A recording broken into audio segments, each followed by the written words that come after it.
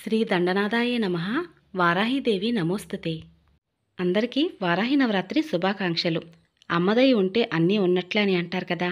వారాహి అమ్మవారి అనుగ్రహం కోసం వరాలు జల్లు కురిపించే వారాహి నవరాత్రులలో అప్పుడే 3వ రోజుకి చేరుకున్నాం. 2025 సంవత్సరంలో జూన్ 26వ తారీఖు గురువారంతో ప్రారంభమైనటువంటి వారాహి నవరాత్రులు జూలై 4వ తారీఖు శుక్రవారంతో ముగుస్తాయి. ఇక వారాహి నవరాత్రులలో 3వ రోజు ఆషాఢ శుద్ధ తదియ.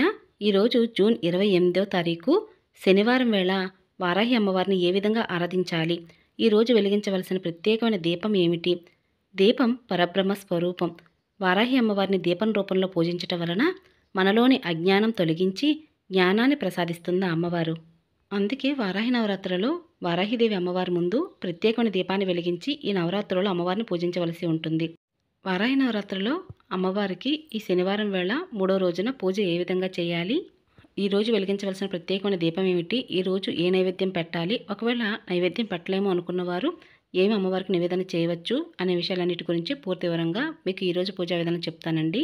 కాబట్టి పూజా విధానం ఎక్కడ స్కిప్ చేయకుండా చివరి వరకు చూడడానికి ప్రయత్నించండి. వారాహి నవరాత్రులలో కలశం అఖండ దీపం లేకుండా సులువుగా వారాహి నవరాత్రులను ఇంట్లో ఏ విధంగా పూజ చేసుకోవచ్చు అనే విషయాన్ని మన ఛానల్లో ప్రతిరోజు కూడా అమ్మవారి పూజను ప్రతిరోజు ఏ విధంగా చేయవచ్చు అనే విషయం తెలియజేస్తున్నానండి. అలాగే ఈరోజు 3వ రోజు, ఈ రోజున కామాక్షి దీపాన్ని శుభ్రం చేయవచ్చు. మంగళవారం శుక్రవారం వేళ కామాక్షి దీపాన్ని శుభ్రం చేయకూడదు. ఇంకా వారాహి నవరాత్రి పూజ చేసేటప్పుడు చాలామందికి చాలా సందేహాలు వస్తున్నాయి. వాటన్నిటికి సమాధానం చెప్తూ మీకు ఈరోజు పూజా విధానం షేర్ చేస్తాను. పూర్తి పూజా విధానం వినడానికి లేదా చూడడానికి ప్రయత్నించండి. మీ అందరికి కూడా పూజలో వచ్చే సందేహాలన్నిటి కూడా చక్కగా సమాధానం దొరుకుతుంది. ఇంకా నవరాత్రుల పూజ కోసం ఉదయం వేళ సాయంత్రం వేళ అమ్మవారికి తాంబూలం పెట్టడం కోసం అరటిపళ్ళు కొబ్బరికాయ తెప్పించాను. ఇక ముందు రోజు శుక్రవారం కదండి, శుక్రవారం వేళ అమ్మవారికి చక్కగా అభిషేకించి ఇంకా అమ్మవారికి గులాబీ రంగు వస్త్రాలవి కట్టి అలంకరణ చేశానండి. అలాగే ఈరోజు శనివారం కదా, అలాగే పూజాపేటను కూడా ఒకసారి శుభ్రం చేసుకుంటున్నాను. అలాగే చాలామంది అడుగుతున్నారండి, అమ్మవారి విగ్రహం పూజలు పెట్టిన తర్వాత కదిలించవచ్చా అని అడుగుతున్నారండి. అంటే మొదటి రోజు అభిషేకించాను అమ్మవారిని, నేను శుక్రవారం వేళ 2వ రోజు కూడా అభిషేకించాను, అందుకే అడుగుతున్నారు. అయితే శనివారం వేళ అమ్మవారికి అభిషేకం అయితే ఏం చేయటం లేదండి, కానీ వస్త్రాలు అవి మార్చి అమ్మవారికి ఈ విధంగా అలంకరణ చేద్దాం అనుకుంటున్నాను. నవరాత్రి పూజా విధానంలో కలశం అఖండ దీపం పటము అసలు ఎప్పుడు కదిలించకూడదండి. మరి విగ్రహం కదిలించవచ్చా అంటే అమ్మవారికి ప్రత్యేకమైన రోజుల్లో చక్కగా అభిషేకించడానికి అలాగే వస్త్రాలు మార్చడానికి మాత్రమే నేను కదిలిస్తున్నాను. అయితే పటం మాత్రం అస్సలు కదిలించకూడదండి. చాలామంది అడుగుతున్నారు పువ్వులు పెట్టేటప్పుడు కొద్దిగా పటం అటు ఇటు కదులుతుందని, కొంచెం జాగ్రత్తగా పెట్టుకోవాలండి. నవరాత్రి పూజ అంటే కొన్ని నియమాలు తప్పనిసరిగా పాటించవలసి ఉంటుంది. అందులో పటము అలాగే కలశం అఖండ దీపాన్ని చాలా జాగ్రత్తగా మనం చూసుకుంటూ ఉండాలి. నేను గురువారము శుక్రవారం వేళ మామిడాకులు అయితే ఉంచానండి, కొద్దిగా వాడినట్టుగా అనిపించి తీసేశాను. ఇక ఈరోజు శనివారం, ఈరోజు శనివారం మనం ప్రత్యేకంగా వెంకటేశ్వర స్వామి వారికి తులసి మాలవి వేస్తూ ఉంటాము. అలాగే శనివారం వేళ పిండి దీపారాధన చేస్తూ ఉంటాము. అలాగే అమ్మవారి ముందు కూడా ఈ రోజున పిండి దీపం వెలిగించవచ్చు. అలాగే తులసి మాల కూడా అమ్మవారికి వేయవచ్చండి. అందుకని అమ్మవారికి ఈ రోజున పసుపు రంగు పట్టు వస్త్రాలు అయితే చక్కగా అలంకరణ చేశానండి. ఇంకా తులసి మాల కూడా అమ్మవారికి అలంకరణ చేశాను. ఇంకా పిండి దీపాలు సిద్ధం చేస్తున్నాను. ఈ పిండి దీపాలు ఎలా తయారు చేయాలో మీ అందరికీ తెలుసు కదా, అందుకే నేను పూర్తి వివరంగా చెప్పడం లేదు. పిండి దీపాలతో పాటుగా ఇంకా శంకు చక్రాలు ఉన్నా సరే పూజలు పెట్టుకోవచ్చండి. పిండి దీపాలు ఎన్ని వెలిగించాలి అంటే 3, 5, 7, 9, 11 అంటూ ఎన్ని పిండి దీపాలైనా వెలిగించవచ్చండి. నేనైతే 3 పిండి దీపాలు 2 శంకు చక్ర దీపాలు అయితే వెలిగిస్తున్నాను. అలాగే ముందు రోజు పెట్టినటువంటి పువ్వులు ఏం చేయాలని అడుగుతున్నారండి. ఉదయం వేళ పువ్వులు పెట్టినప్పటికీ అవి వాడకపోయినప్పటికీ కూడా ఒక కొత్త పువ్వు సాయంత్రం వేళ పెట్టి పూజ అయితే చేయవలసి ఉంటుంది. ఉదయం వేళ సాయంత్రం వేళ 2 పూట్ల పూజ చేయాలండి.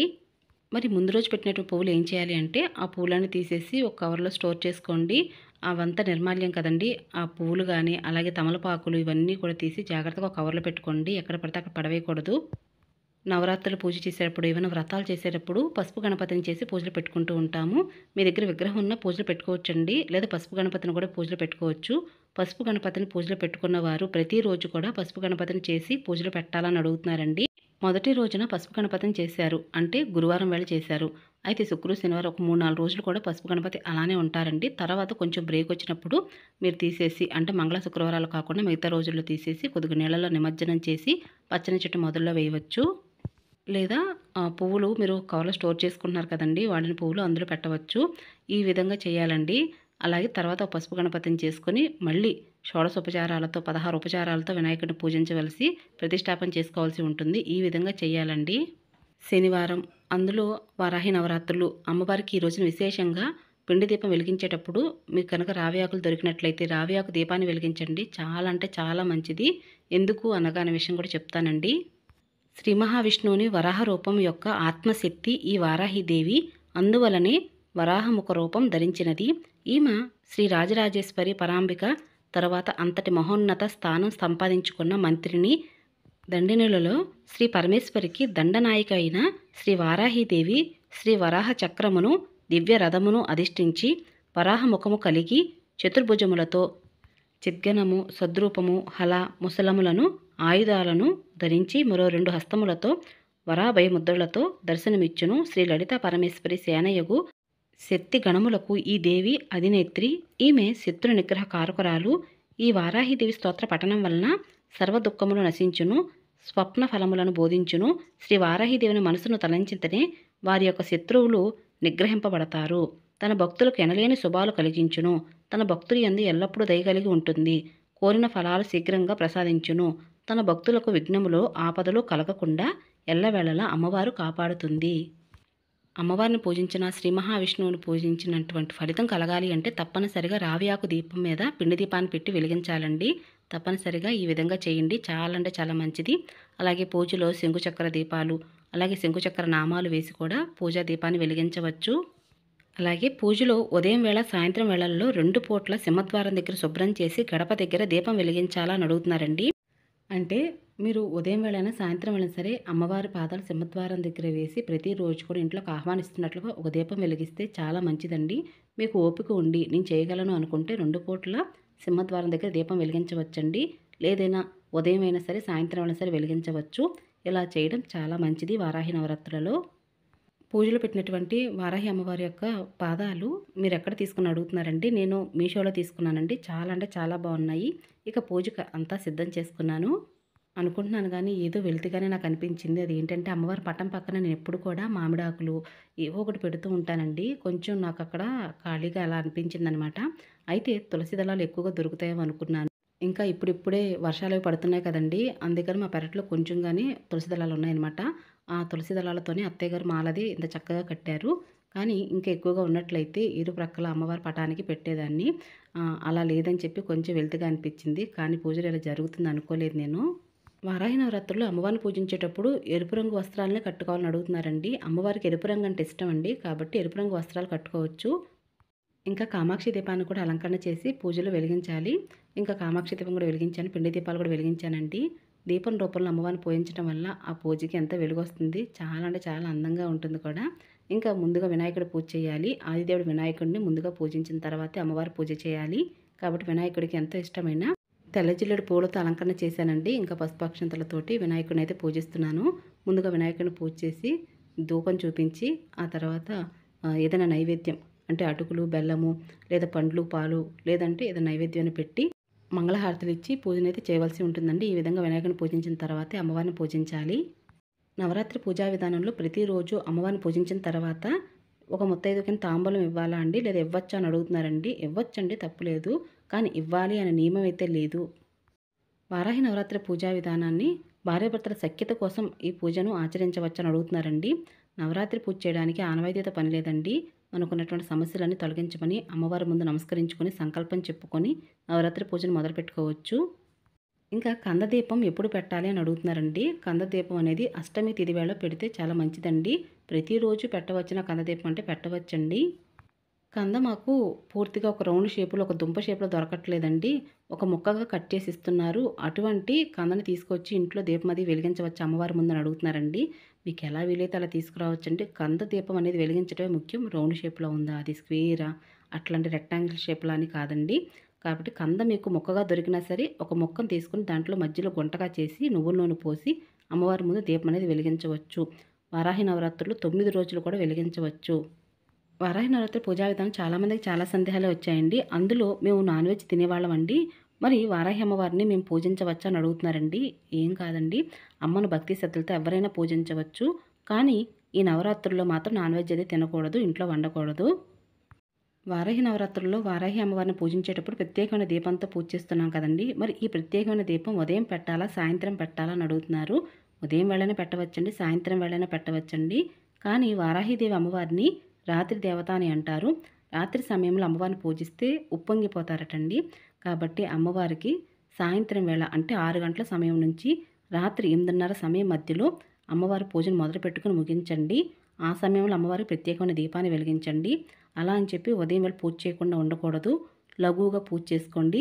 సాయంత్రం వేళ అమ్మవారిని స్తోత్రాలతో, అష్టోత్తరంతో, కుంకుమ పూజ చేస్తూ అమ్మవారిని ప్రత్యేకమైన దీపం వెలిగించి పూజ అయితే చేయవచ్చు. ఇలా ప్రతిరోజు కూడా సాయంత్రం వేళ, ఉదయం వేళ సరే కుంకుమ పూజ చేసిన తర్వాత ప్రతిరోజు ఆ కుంకుమను తీసేయాలా అండి. తీసిన కుంకుమను ఏం చేయాలని అడుగుతున్నారు. 9 రోజులు కూడా కుంకుమ పూజ చేసుకోండి. కుంకుమ పూజ ఈ 9 రోజుల పూజ పూర్తయిన తర్వాత ఆ కుంకుమను తీసి మీరు కొంత తీసుకొని మీరు ముత్తైదులకు ఇవ్వచ్చండి.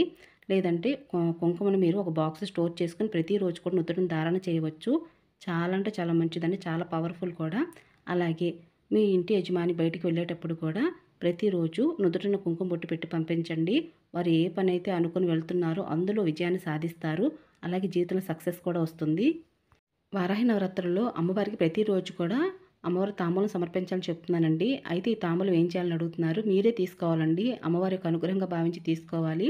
అలాగే ఈరోజు అమ్మవారు నివేదించవలసిన నైవేద్యం శనివారం కాబట్టి పులిహోర అమ్మవారికి నివేదన చేయండి. అలాగే ప్రతిరోజు కూడా తప్పనిసరిగా ఒక గ్లాస్తో అమ్మవారి ముందు ఒక గిన్నెలో కానీ నీళ్లు పోసి పెట్టాలండి. ఉదయం వేళ అమ్మవారిని పూజించినప్పటికీ కూడా మధ్యాహ్నం వేళ అమ్మవారికి మహానైవేద్యం ఏ విధంగా పెట్టాలని అడుగుతున్నారండి. మీరు ఏం వండుకుంటే అదే మహానైవేద్యంగా అమ్మవారికి పెట్టండి. అయితే శుచి శుభ్రతతో ముందుగా వండి నిండు కొండ నుంచి తీసి అమ్మవారికి పెట్టవలసి ఉంటుందండి. అయితే ఇక్కడ మీరు చూస్తున్నారు కదా, ఒక అరిటాకు తీసుకున్నాను కదా, అరిటాకులో అన్నం ఇంకా పప్పు అండి. పప్పు ఉంటే పెట్టండి, చాలా మంచిది. ఇంకా పప్పు, సాంబార్, ఒక ఫ్రై అనమాట. మీ ఇంట్లో వండుకున్నది అమ్మవారికి ఈరోజు పెడుతున్నామండి. ఇలానే ప్రతిరోజు కూడా పెడితే మంచిదండి. ఇలానే పెట్టాలని అయితే లేదు, కానీ ఇలా పెడితే మంచిది. ఇంకా మీరు ఇలా అమ్మవారికి మహానైవేద్యం ఒకసారి చేయలేకపోయాను, నేను పెట్టలేకపోయాను అనుకుంటున్నారనుకోండి, పానకం పెట్టండి. ప్రతిరోజు కూడా అమ్మవారికి బెల్లంతో తయారు చేసిన పానకాన్ని పెట్టాలండి. వారాహి నవరాత్రులు అమ్మవారికి ప్రతిరోజు కూడా పానకం ఏ విధంగా తయారు చేయాలనే విషయాన్ని మన ఛానల్లో ముందుగానే ఒక వీడియో పెట్టున్నాను. అమ్మవారికి మహానైవేద్యం పెట్టేటప్పుడు తప్పనిసరిగా దీపం వెలిగించాలండి. మహానైవేద్యం పెట్టి హారతి ఇవ్వాలి, లేదా గంటైనా కొట్టాలండి. గంట కొట్టి అమ్మవారికి ఈ విధంగా మహానైవేద్యం పెట్టాలి.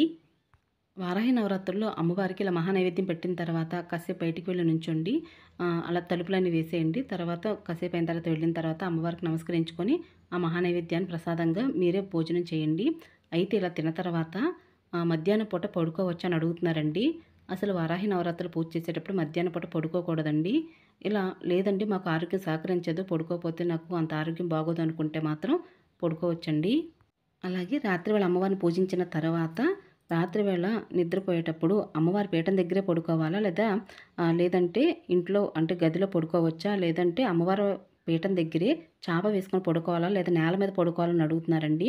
ఇవన్నీ కూడా మీకు వచ్చినట్టు సందేహాలు, ఏం పర్వాలేదండి. ఇంకా మీకు ఏమైనా సందేహాలు ఉన్నా కింద కామెంట్ సెక్షన్లో అడగండి. మీకు మరుసటి రోజు వీడియోలో మీ అందరికి కూడా పూజా విధానం చెప్పేటప్పుడు ఈ సమాధానం చెప్తాను. మీకు సపరేట్గా పూజా మందిరం ఉందనుకోండి, అక్కడ అమ్మవారి దగ్గరే సపరేట్గా అక్కడ పడుకోవచ్చండి. లేదా మేము హాల్లోనే తూర్పు ఈశాన్య మూలగా అమ్మవారి పూజా పెట్టిన ఏర్పాటు చేసి పూజ చేస్తున్నాం, అక్కడే సపరేట్గా పూజా పెట్టిన పెట్టుకున్నామంటే అక్కడే అమ్మవారి దగ్గరే పడుకోవాలండి. 2025 సంవత్సరంలో పంచమి తిథి ఏ రోజున వచ్చింది, ఏ తేదీన వచ్చిందని అడుగుతున్నారండి. పంచమి తిథి 2025 సంవత్సరంలో జూన్ 30వ తారీఖు సోమవారం పంచమి తిథి. ఈ రోజున పంచమి తిథి వచ్చిందండి. అమ్మవారికి ఎంతో ఇష్టమైన రోజు. ఈ రోజున ఎలా అమ్మవారిని పూజించాలనే విషయాన్ని మీకు నెక్స్ట్ పూజా విధానంలో షేర్ చేస్తానండి. ఇంకా వారాహి నవరాత్రుల్లో నిమ్మకాయల మాల అమ్మవారికి ఏ రోజుల్లో సమర్పించవచ్చు అంటే అమ్మవారికి అలంకరణ చేయవచ్చు అని అడుగుతున్నారు. మొదటి రోజు వేసి 9 రోజులు కూడా అలానే ఉంచవచ్చండి. లేదా మీరు ఏ రోజైనా సరే అమ్మవారికి నిమ్మకాయల మాలని సమర్పించవచ్చు, చాలా మంచిది. నిమ్మకాయల మాల అమ్మవారు సమర్పించవచ్చా లేదా అని అడుగుతున్నారు. శక్తి స్వరూపమైన అమ్మవార్లకి నిమ్మకాయల మాల సమర్పించవచ్చండి, అంటే అలంకరణ చేయవచ్చు. నిమ్మకాయలు ఎక్కువగా లేనప్పుడు ఒక్క నిమ్మకాయన సరే అమ్మవారి పాదాల దగ్గర పెట్టి పూజ అయితే చేయవచ్చండి. అయితే ఎన్ని నిమ్మకాయలు అమ్మవారికి మాలగా చేయాలి అంటే 3, 5, 7, 9, 11 అంటూ అమ్మవారికి నిమ్మకాయల మాల అనేది చక్కగా అలంకరణ చేయవచ్చండి. వారాహి నవరాత్రుల్లో 3వ రోజున ఈ విధంగా పూజించాలి. ప్రతిరోజు కూడా అమ్మవారి పాదాల దగ్గర వేసినటువంటి అక్షింతలు తల మీద వేసుకోవాలి. ఒక పువ్వు తలలో పెట్టుకోండి, కుంకుమ నుదుటిని పెట్టుకోండి, చాలా మంచిది. ఇంకా వారాహి నవరాత్రులలో 4వ రోజు పూజ ఎలా చేయాలనే విషయాన్ని మీకు రేపటి వీడియోతో మళ్ళీ కలుస్తానండి. అప్పటి వరకు నమస్కారం.